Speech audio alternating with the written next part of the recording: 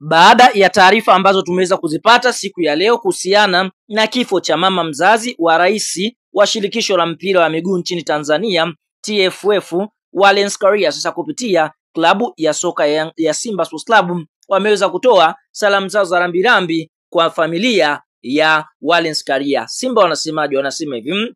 tanzia, uongozi wa klabu ya Simba Sports Club unatoa pole kwa familia ya rais wa shirikisho la soka Tanzania TFF na mjumbe wa kamati ya utendaji ya kafu ndugu Wallace Karia kwa msiba wa mama yake mzazi uliotokea usiku jijini Tanga. Simba inaungana na wadau wote wa mpira nchini kuomboleza msiba huu mzito kwa familia ya rais Karia na kuwaombea kuwa Mungu wafiwa kuwa na subira katika kipindi hiki kigumu. Hiyo ndiyo taarifa ambayo Simba wameweza kuitoa siku ya leo wakimpa salamu za rambirambi na pole Wallace Karia kwa